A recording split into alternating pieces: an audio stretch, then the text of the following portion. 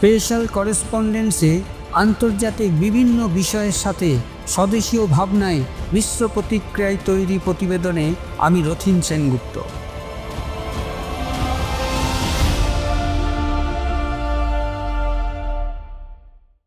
নমস্কার, আমি রথীন সেনগুপ্ত। স্পেশাল করেসপন্ডেন্সে আমার আজকের প্রতিবেদন আন্তর্জাতিক ন্যায় বিচার আদালত। আমরা অনেকেই হয়তো জানি না যে এই আন্তর্জাতিক ন্যায় বিচার আদালতটি আসলে কি। আজ থেকে প্রায় ৮০ বছর আগে অর্থাৎ ১৯৪৫ সালে পার্লামেন্ট কোর্ট অফ ইন্টারন্যাশনাল জাস্টিসকে সমাপ্ত করে জাতিসংঘ আন্তর্জাতিক ন্যায় বিচার আদালত নামে একটি আদালতকে প্রতিষ্ঠা করে। এই ইন্টারন্যাশনাল কোর্ট অফ জাস্টিস বা আন্তর্জাতিক ন্যায় বিচার আদালতটির সক্রিয় কার্যকারিতা আরম্ভ হয় ১ বছর পর অর্থাৎ ১৯৪৬ সালে। ইন্টারন্যাশনাল কোর্ট অফ জাস্টিস এটির প্রধান কাজ হল স্বাধীন রাষ্ট্রসমূহের মধ্যে বিবাদিত মামলাগুলোর সুষ্ঠুভাবে সমাধান করে দেওয়া। এখনও অবধি এই আদালতে সেই অর্থে খুব বেশি বিবাদিত আন্তর্জাতিক মামলার সুষ্ঠু সমাধান হয়নি। ৮০ দশকের পর থেকে এই আদালতে বিবাদিত মামলাসমূহের শুনানি অনেকাংশেই বেড়েছে। বিশ্বের সমস্ত দেশসমূহের কাছে এই সংস্থার গুরুত্ব থাকলেও বিশেষত উন্নয়নশীল দেশগুলোর কাছে এর গুরুত্ব আরও অনেক বেশি। এই আদালতটি জাতিসংঘের সদস্যদের দ্বারা মনোনীত স্থান নেদারল্যান্ডের রাজধানী হেগ শহরে অবস্থিত। এই আদালতের কাজকর্ম সর্বমোট ১৫ জনের মনোনীত বিচারক দ্বারা পরিচালিত হয়। আগেই বলেছি যে এরা সবাই জাতিসংঘ ও নিরাপত্তা পরিষদ দ্বারা মনোনীত হয়ে থাকে।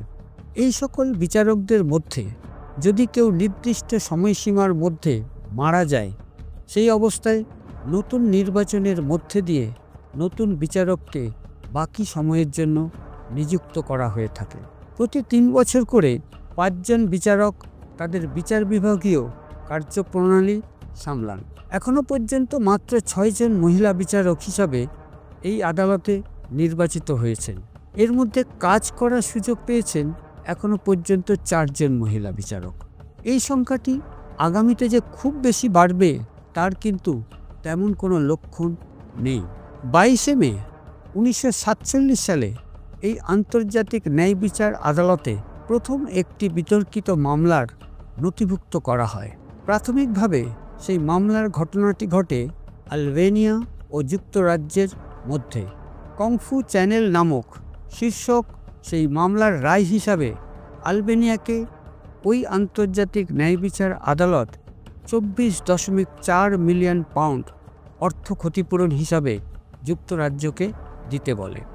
এটি সর্বপ্রথম একটি বিবাদিত মামলা হিসাবে আন্তর্জাতিক ন্যায় বিচার আদালতে যুক্তরাজ্য দ্বারা নথিভুক্ত করা হয়ে থাকে। সেই মামলার প্রাথমিক তদন্তে জানা যায় যে এই ঘটনায় সর্বমোট ৮৪ জনের হতাহত ও প্রায় ৫০ জনের মতো আহত হয়ে থাকে। সেই সঙ্গে বাড়ি ঘর ও বেশ কিছু বড় জাহাজের ক্ষয়ক্ষতিও দেখানো হয় সেই মামলায়। মামলাটির প্রাথমিক কারণটা ছিল ওই দুদেশের জলসীমা উল্লঙ্ঘন। ন্যায় বিচার আদালতের ফয়সালা আলবেনিয়ার বিপক্ষে যায়, আর তার ক্ষয়ক্ষতির হিসাব করে তাদের ওই অর্থ জরিমানা করা হয়। সেই সময় আলবেনিয়া আদালতের কথা না মানলেও ২ বছর পর অর্থাৎ ১৯৪৯ সালে তারা তাদের ওপর করা জরিমানার অধিকাংশই যুক্তরাজ্যকে মিটিয়ে দেয়।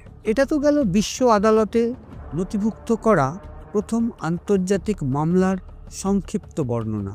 এখনও অবধি এই আদালতে ২৩শে ডিসেম্বর ২০২৪ পর্যন্ত সর্বমোট ১৯৬টির মতো মামলা রুজু করা হয়। এর মধ্যে বিশেষ কিছু মামলা ছিল যেগুলো বিশ্ব রাজনীতির ক্ষেত্রে একটা বিশেষ ছাপ ফেলেছিল। এমনই একটি মামলা যেটি ১৯৮০ সালে আমেরিকা দ্বারা ফাইল করা হয়েছিল ইরানের বিরুদ্ধে। আমেরিকার অভিযোগ ছিল ইরান আন্তর্জাতিক আইন অমান্য করে কিছু আমেরিকান কূটনীতিকদের জবরদস্তি তেহরানে আটক করে রাখে। আবার এর বিপরীতে 9 বছর পর 1989 সালে ইরান একটি মামলা করে আমেরিকার উপর। এবার ইরানের দাবি ছিল তাদের এয়ার ফ্লাইট 655-এর উপর আমেরিকা ক্রুজ মিসাইল দ্বারা আক্রমণ করে। এর মধ্যে 2005 সালে ডেমোক্রেটিক রিপাবলিক অফ কঙ্গোর একটি অভিযোগ যে উগান্ডা তাদের সার্বভৌমত্ব লঙ্ঘন করেছে। এখানে একটি কথা স্পষ্টত জেনে রাখা ভালো যে আন্তর্জাতিক ন্যায় বিচার আদালতে দায়ের করা মামলাগুলো 3টি উপায়ে নিষ্পত্তি করা হয়ে থাকে। প্রথমটি, দায়ের করা মামলার প্রক্রিয়া চলাকালীন যে কোনো সময় পক্ষগুলি দ্বারা নিষ্পত্তি হতে পারে। 2, কেস ফাইল করা রাষ্ট্র কার্যধারা বন্ধ করতে পারে এবং যে কোনো সময় সেই মামলা প্রত্যাহারও করতে পারে। 3, বিচারের মধ্যে দিয়ে আদালত রায় প্রদান করতে পারে। সাধারণত দুটি দেশের মধ্যে এই ধরনেরই সমস্যা বা মামলাগুলি আন্তর্জাতিক ন্যায় বিচার আদালতে রুজু করা হয়ে থাকে। এগুলো তো গেল বহির্বিশ্বের মামলাসমূহ। আমরা ভারতীয়রা সবাই নিশ্চয়ই জানি যে 2017 সালে ভারতের কুলভূষণের বিরুদ্ধে পাকিস্তান আদালত নাশকতা ও গুপ্তচর বৃত্তির কারণে কুলভূষণকে ফাঁসির সাজা শোনায়। পাকিস্তানি আদালতের সেই রায়কে চ্যালেঞ্জ জানিয়ে ভারত একটি মামলা করে এই আন্তর্জাতিক ন্যায় বিচার আদালতে। সেই মামলাটি আন্তর্জাতিক ন্যায় বিচার আদালতে গ্রহণ হলেও তার নিষ্পত্তি কিন্তু এখনও অবধি হয়নি। আন্তর্জাতিক ন্যায় বিচার আদালত এখনও পর্যন্ত শুধুমাত্র পাকিস্তান আদালত দ্বারা কুলভূষণের ফাঁসির রায়কে স্থগিত রাখারই নির্দেশ দিয়েছে। যদিও মনে করা হতে পারে যে সেই মামলাটি দুটি রাষ্ট্রের মধ্যে যথেষ্ট সংবেদনশীল বলে আদালতে বিলম্বিত। আরও একটি ঘটনা উল্লেখ করব, সেটি 2022 সালের। সে বছর ইউক্রেনের করা অভিযোগটি হলো রাশিয়া 1948 সালের গণহত্যা কনভেনশন লঙ্ঘন করেছে। আমরা যদিও জানি যে এই মুহূর্তে বিশ্ব আঙিনায় ইউক্রেন ও রাশিয়ার মধ্যে সামরিক যুদ্ধ চলছে, তাতে করে দুপক্ষেরই বহু সেনা ও সাধারণ মানুষ মারা যাচ্ছে ও মারা গেছে। ক্ষয়ক্ষতির ব্যাপারটা যদিও এখনও হিসাব নিকাশের মধ্যে আসেনি, তথাপি অনুমান করতে কোনো অসুবিধা নেই যে তার পরিমাণ বলা বাহুল্য অনেক বেশি। এবার একেবারে একটি তরতাজা মামলা, যেটা কিনা 19 জুলাই 2024 আন্তর্জাতিক আদালত ইসরায়েলের বিরুদ্ধে প্যালেস্টাইনের জমি দখলের আগ্রাসন মনোভাবকে আন্তর্জাতিক আইন বিরুদ্ধ বলে ঘোষণা করেছে। ওদিকে আবার সেই একই বছরে জানুয়ারিতে সাউথ আফ্রিকা প্যালেস্টাইনের পক্ষ নিয়ে ইসরায়েলের ওপর গণহত্যার একটি মামলা দায়ের করে। দক্ষিণ আফ্রিকার রুজু করা ফাইলে বলা হয়েছে যে ইসরায়েল প্যালেস্টাইনে গণহত্যা চালিয়েছে। আধুনিক বিশ্ব তাকিয়ে তাকিয়ে দেখছে দুটি রাষ্ট্রের মধ্যে সংঘর্ষ দিন প্রতিদিন বেড়েই চলেছে, থামবার কোনো নামই নেই। এখানে বলে রাখা প্রয়োজন যে এই দুটি রাষ্ট্রের সংঘর্ষকে কেন্দ্র করে বেশ কিছু দেশ দুটি মতবাদে বিভক্ত হয়ে পড়েছে।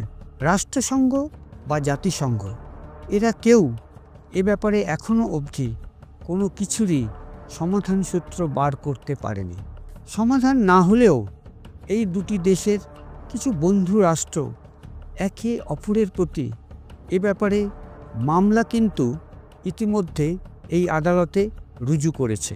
শুনতে আশ্চর্য লাগলেও সত্য যে এমনই অনেক মামলা এই আদালতে রুজু করা সত্ত্বেও আন্তর্জাতিক আদালত কোনো মামলারই সুস্থ সমাধান খুব একটা বার করতে সক্ষম হয় না। আদালতের এই অপারগ অব্যবস্থার প্রধান কারণ হলো আদালতের রায়কে বিশেষ করে উন্নয়নশীল দেশগুলো বিশেষ গুরুত্ব সহকারে মর্যাদা দিতে চায় না। যদিও এই আদালত সর্বসম্মতিভাবে বিশ্বের শক্তিশালী দেশগুলোর দ্বারাই জনস্বার্থের কথা মাথায় রেখে তৈরি হয়েছিল। এই আদালতের কাছে শক্তিশালী নির্দেশ প্রয়োগ করার ক্ষমতা থাকলেও কোনো এক অদৃশ্য রাজনৈতিক চাপের কারণে তারা আর সেভাবে সক্রিয় ও নিরপেক্ষতা বজায় রাখতে পারে না। এবার আবার আসি এই আদালতেরই কিছু সংক্ষিপ্ত তথ্য নিয়ে। জাতিসংঘের নিরাপত্তা পরিষদে 5 জন স্থায়ী সদস্য রয়েছে। এগুলো হলো ফ্রান্স, যুক্তরাজ্য, ইউএসএসআর, চীন ও মার্কিন যুক্তরাষ্ট্র।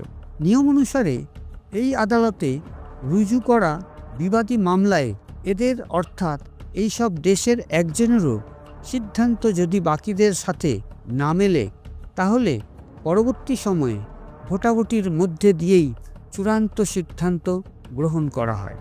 আদালতের যোগ্যতা হিসাবে এই সকল বিচারকদের দেশ, জাতি, বর্ণ নির্বিশেষে নৈতিক চরিত্রের বিশেষ অধিকারী হতে হয়।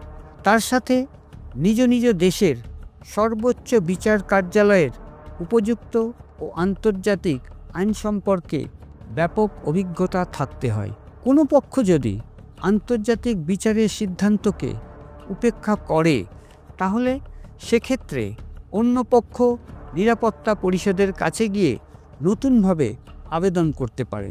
কয়েক বছর আগে পুতিনের বিরুদ্ধে অতি দ্রুত গ্রেপ্তারি পরোয়ানা জারি করার পর প্রশ্ন উঠতে শুরু করেছিল যে মিয়ানমার, ইরাক, আফগানিস্তান ও ফিলিপিন্স এদের ওপরে একই ধরনের অপরাধের অভিযোগ থাকলেও আইসিজি কেন এখনও অবধি কোনো কিছুরই পদক্ষেপ সঠিকভাবে নেয়নি।